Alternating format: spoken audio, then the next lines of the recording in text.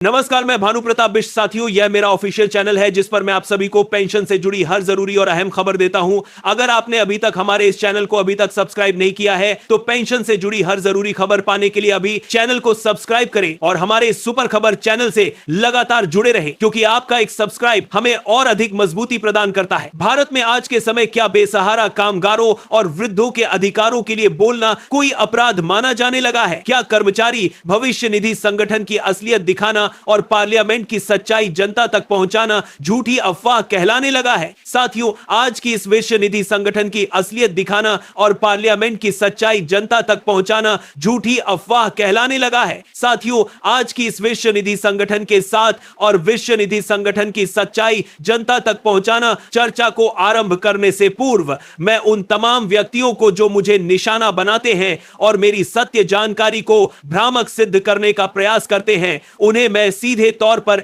एक स्पष्ट चेतावनी दे रहा हूं। आप लोग मेरी कितनी भी आलोचना करें, मेरे विरुद्ध षड्यंत्र रचे या फिर मेरा प्लेटफॉर्म ही खत्म करवा दे, पर जब तक हमारे देश के 78 लाख वरिष्ठ नागरिकों को उनका उचित हक प्राप्त नहीं हो जाता, जब तक प्रत्येक पेंशन भोगी के बैंक अकाउंट में 7,500 रुपए और महंगाई भत्ता नहीं पहुंच जाता, तब तक आपका यह साथी झुकने वाला नहीं है और इस भ्रष्ट तंत्र से मुकाबला करता रहेगा। आप सभी का हमारे सुपर खबर चैनल पर हार्दिक स्वागत है, जो कि देश का एकदम सच्चा और बेखौफ मंच है। आज की हमारी यह प्रस्तुति केवल समाचार नहीं है, अनगिनत सम्मानित बुजुर्गों और साथियों के लिए मेरा समर्पण है जो हर कदम पर मेरा साथ दे रहे हैं। आगे बढ़ने से पूर्व मैं अपने वफादार दर्शकों और वरिष्ठ पेंशन धारकों का हृदय से आभार व्यक्त करता हूं, जो हमेशा मेरा मनोबल ऊंचा रखते हैं। आपके इसी समर्थन के कारण आज मैं कर्मचारी भविष्य निधि संगठन और लेबर मिनिस्ट्री के भीतर छिपे उस सबसे बड़े रहस्य को उजागर करने वाला हूं, जिसे जानकर आप हैरान रह जाएंगे कि सत्य बोलने वालों को क्यों खामोश किया जाता है। आइए सीधा उस अहम मुद्दे पर आते हैं जिसे छिपाने का भरपूर प्रयास चल रहा है। पार्लियामेंट के अंदर सुप्रिया सुले जी ने जिस प्रकार ईपीएस 95 के लाभार्थियों की दयनीय स्थिति पर सत्ता पक्ष से सवाल किए और कमांडर अशोक राउत की कोर टीम के साथ जो लंबी चर्चाएं हुई, वो कोई झूठी बात नहीं है। यह एक प्रमाणित सत्य है जिसे हमने अपने वीडियो के पोस्टर पर भी दर्शाया है, परंतु कुछ स्वार्थी तत्व कभी यह बर्दाश्त नहीं करेंगे कि यह सत्य हर एक पीएफ मेंबर तक पहुंचे। उनकी यही मंशा है कि आप लोग बस आने वाली तारीखों का इंतजार करते रहे और विभाग प्रमाणित सत्य है, बड़ा सत्य है कि यह सत्य है पीएफ मेंबर का बातदार बनाने का रहे कि काम टालने की आदत पर कभी उंगली ना उठाएं। जब भी मैं आपको यह जानकारी देता हूं कि विभाग में आपकी मासिक पेंशन को 3,000 से 5,000 रुपए के बीच तय करने और उसे भत्ते से जोड़ने का नया नियम बनाया जा रहा है, तो कुछ विरोधियों को तकलीफ होने लगती जा रहा है और उसे विरोध ये जानकारी देता हूं कि बात करने के बीच है, वे इसे अफवाह करार देते हैं जिससे कि हमारे पेंशन भोगियों की एकता टूट जाए और यह महान संघर्ष धीमा पड़ जाए। पर मैं उन लोगों से यह सवाल करता हूं कि यदि मेरी बातें असत्य हैं तो लेबर मिनिस्ट्री ने जल्दबाजी में ईपीएफओ से सारे फंड की रिपोर्ट दोबारा क्यों तलब की? क्यों सत्ता के भीतर न्यूनतम वेतन सीमा को 15,000 रुपए से बढ़ाकर 25,000 रुपए करने की योजना बनाई जा रही है? वास्तविकता यही है कि सत्य हमेशा चुभता है और जब सुपर खबर बिना डरे उस सत्य को प्रस्तुत करता है तो पूरे सत्य को बार करती है। जब भी जोरों से हो रही है, सिस्टम की जड़ें हिलने लगती हैं। विभाग के अफसर जो लंबे समय से पैसों की कमी का बहाना करके सिर्फ अगली पेशी थमा देते थे, आज वे पूरी तरह से फंस चुके हैं। उनके सिर पर एक और सर्वोच्च न्यायालय के आदेशों का दबाव है तो दूसरी ओर विपक्ष का कड़ा विरोध है और हमारी सबसे मजबूत ढाल हमारे वरिष्ठों का संगठन है जो रुकने वाला नहीं है। कमांडर अशोक राउत ने यह स्पष्ट संदेश दे दिया है कि यह संघर्ष अब निर्णायक मोड़ पर है। यदि जरूरत पड़ी तो कानूनी अवमानना का मुकदमा दर्ज होगा या पूरे देश में हड़ताल होगी, पर 1% की पहली दमकर संघर्ष में करते हैं लेकिन निर्णायक संघर्ष में कता करते हैं तो संघर्ष में पैसे अपना अधिकार लेकर ही रहेंगे। इस कारण मैं अपने सभी साथियों और आदरणीय पेंशनर्स को वचन देता हूं कि जीवन पर्यंत आपकी इस मांग को कमजोर नहीं पड़ने दूंगा। आलोचक अपनी आलोचना करते रहे, परंतु मैं कमजोर वर्ग को उनका अधिकार दिलवाकर ही चैन की सांस लूंगा। साथियों, जो लोग मुझ पर झूठी खबरें फैलाने का आरोप लगाकर मेरी आवाज दबाना चाहते हैं, उन्हें आज मैं आधिकारिक आंकड़ों और विभागीय कैलकुलेशन के माध्यम से पूरी तरह बेनकाब करूंगा। जो व्यक्ति यह तर्क देते हैं कि 7,500 रुपए की पेंशन देना कर देते हैं, उन्हें आज मैं आधिकारिक आंकड़ों और विभागीय कैलकुलेशन के माध्यम से पूरी तरह बेनकाब करूंगा। जो व्यक्ति यह तर्क देते हैं, जो लोग मुझ पर झूठी खबरें फैलाने घोटाले का आरोप लगाकर मेरी आवाज दबाना चाहते हैं, असंभव है। वे लोग ध्यान से सुन ले, आज मैं पूरे राष्ट्र के समक्ष उस गुप्त खजाने की जानकारी सार्वजनिक करूंगा जिसे अफसर कभी बाहर नहीं आने देते। वर्तमान समय में विभाग के पास कुल जमा राशि 20 लाख करोड़ रुपए से भी अधिक है। जी हां, यह आंकड़ा बिल्कुल सत्य है, 20 लाख करोड़ रुपए। और इसमें से सिर्फ EPS 95 योजना के अंतर्गत ही 7 लाख करोड़ रुपए का विशाल धन जमा पड़ा है। अब जरा आप स्वयं विचार करें कि जिस संस्था के पास 20 लाख करोड़ रुपए का इतना बड़ा रिजर्व मौजूद हो, क्या वह हमारे देश के तबार 78 लाख वृद्ध जनों को प्रतिमाह एक अच्छी खासी पेंशन प्रदान नहीं कर सकती? हर वर्ष इस जमा राशि पर जो ब्याज मिलता है उसकी कीमत ही हजारों करोड़ रुपए में होती है, परंतु यह नौकरशाह उस पैसे को बड़ी कंपनियों और शेयर बाजार में लगाकर मुनाफा बटोरते हैं। जब हमारे इन मेहनतकश बुजुर्गों को उनका पैसा लौटाने का समय आता है तो वे खाली हाथ दिखा देते हैं कि खजाना खाली है। यही वह पुख्ता जानकारी है जिसे पार्लियामेंट में सुप्रिया सुले जी और बाहर कमांडर अशोक राउत ने मजबूती के साथ प्रस्तुत किया है। इन्हीं पुख्ता सबूतों के आधार पर आपका यह साथी पूरी हिम्मत के साथ इस भ्रष्ट तंत्र से मुकाबला कर रहा है। मुझे धमकाने का प्रयास व्यर्थ है, क्योंकि मेरे साथ इन वरिष्ठ जनों का आशीर्वाद और बिल्कुल सटीक सबूत मौजूद है। सत्ताधारी लोग जो नया नियम ला रहे हैं उसका हिसाब भी जान लीजिए। हुकूमत जो न्यूनतम वेतन की सीमा को 15,000 रुपए से 25,000 रुपए तक ले जाने का विचार कर रही है, उससे विभाग को मिलने वाला मासिक अंशदान सीधा 66% ऊपर चला जाएगा। इसका अर्थ है कि हर माह खजाने में अरबों रुपए की नई रकम आएगी। जब इतना भारी फंड सिस्टम में जुड़ने वाला है तो फिर कम से कम पेंशन को 7,500 रुपए और महंगाई भत्ते के साथ लागू करने में इतना समय क्यों लगाया जा रहा है? लगातार नई तारीखें देकर हमारे बुजुर्गों की सहनशीलता को क्यों परखा जा रहा है? मुझे मालूम है कि कुछ व्यक्तियों को मेरी यह सच्चाई और मेरे यह सबूत बहुत बुरे लगेंगे। वे दोबारा आकर टिप्पणियों में मेरी निंदा करेंगे और मेरा प्लेटफॉर्म बंद कराने की धमकियां देंगे, परंतु मैं स्पष्ट कर दूं कि मुझे यह सबूत बहुत बुरे लगेंगे। स्वीकार है मुझे, तुम्हारी हर चाल और तुम्हारा हर विरोध मंजूर है। बस शर्त यह है कि भारत के गरीब तबके और हमारे वृद्धों को उनका पूरा अधिकार प्राप्त हो जाए। मैं ना तो पीछे हटूंगा और ना ही अपने कदम रोकूंगा जब तक ये विभागीय प्रशासन 7,500 बार समाई कर दिया। मैं 7,500 बार समाई कर दिया। मैं 7,500 बार समाई कर दिया। मैं 7,500 बार समाई कर दिया। मैं 7,500 बार समाई कर दिया। मैं 7,500 बार समाई कर दिया।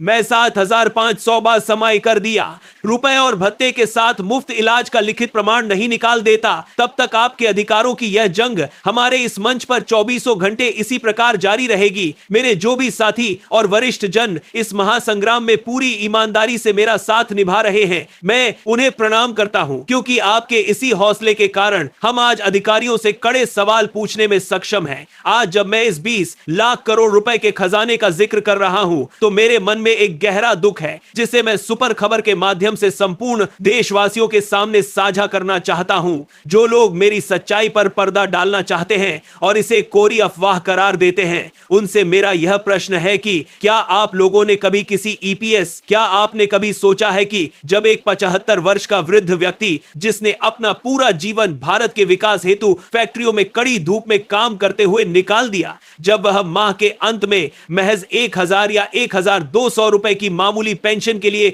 दफ्तरों के बाहर कतार में खड़ा रहता है, तो उसकी आत्मा कितनी रोती होगी? उस इंसान की आंखों में जो विवशता और मजबूरी छलकती है, क्या आप उसे भी अफवाह कहेंगे? आज की महंगाई के युग में जब एक सामान्य चिकित्सक की फीस ही 500 रुपए से 1,000 रुपए के बीच लगती है और घर का राशन 3,000 रुपए के बिना नहीं आ पाता, ऐसे में यह अफसर की शर्म से हमारे बुजुर्गों के हाथों में 1,000 रुपए पकड़ा देते हैं और जब हम इस नाइंसाफी का विरोध करते हुए पक्के सबूत पेश करते हैं तो हमारी आवाज को हमेशा के लिए शांत करने की चेतावनी दी जाती है। परंतु साथियों, आज मैं आपको विभाग के भीतर जब जब आप रची जा रही एक ऐसी गंभीर साजिश से अवगत कराऊंगा जिसे सुनकर आप हैरान रह जाएंगे। पिछले कुछ वर्षों में प्रशासन ने फॉर्म रद्द करने का एक नया बहाना ढूंढ लिया है जिसे तकनीकी खामी का नाम दिया जाता है। हमारे जितने भी वरिष्ठ नागरिक अधिक पेंशन से साजिश से अवगत कराऊंगा जिसे सुनकर या जलादेश कर रहे हैं। न्यूनतम पेंशन बढ़वाने का फॉर्म जमा करते हैं, उनके आवेदनों को नाम की मामूली गलती, उम्र के अंतर या पुरानी कंपनी के कागजात ना होने का बहाना देकर निरस्त कर दिया जाता है। आप खुद विचार कीजिए कि जो कामगार 30 वर्ष पूर्व ही अपनी नौकरी छोड़ चुका है, वह करनी से दूसरा तीसरे दस्तखत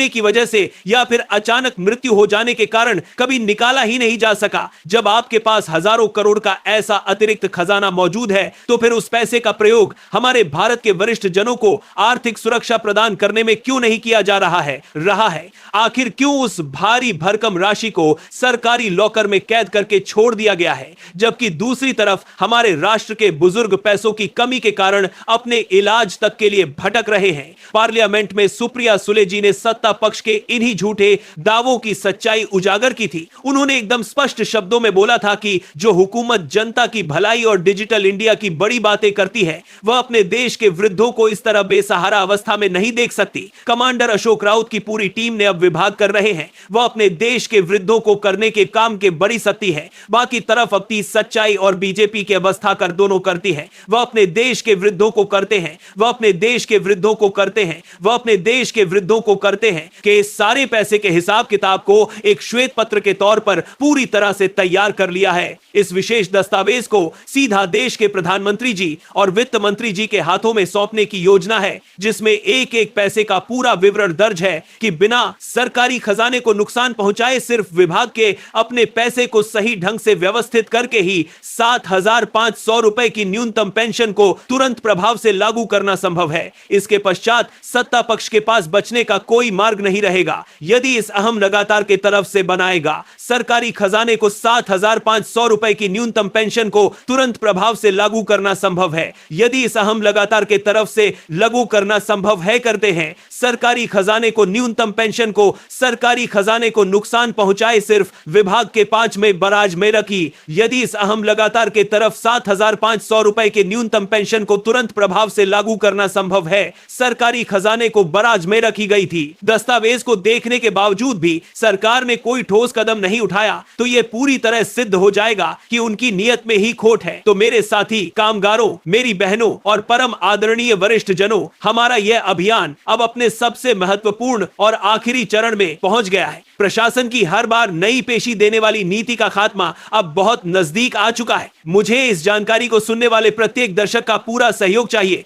नीचे टिप्पणी अनुभाग में जाकर पूरी ऊर्जा और सम्मान के साथ यह दर्ज करें कि पेंशन पाना हमारा मौलिक अधिकार है और सुपर खबर तुम संघर्ष करो, हम तुम्हारे पीछे खड़े हैं। इस महत्वपूर्ण चर्चा को राष्ट्र के प्रत्येक पीएफ सदस्य, हर एक फैक्ट्री कर्मचारी और तमाम पेंशनर संगठनों के व्हाट्सएप तथा फेसबुक समूहों में तेजी के साथ साझा कर दीजिए, जिससे हमारी यह महान एकता देखकर भ्रम फैलाने वालों का मनोबल टूट जाए। इस जानकारी को अपना भरपूर प्यार दें और विभाग तथा पार्लियामेंट की हर एक सत्य खबर को सबसे पहले प्राप्त करने के लिए प्लीज आपके अपने पसंदीदा चैनल सुपर खबर को अभी तुरंत सब्सक्राइब कर ले और घंटी का निशान दबाना बिल्कुल ना भूले। बहुत जल्द आपसे अगले विशेष बुलेटिन में पक्के सबूतों के साथ दोबारा मुलाकात होगी। तब तक के लिए अपने अधिकारों की आवाज को मजबूत बनाए रखें।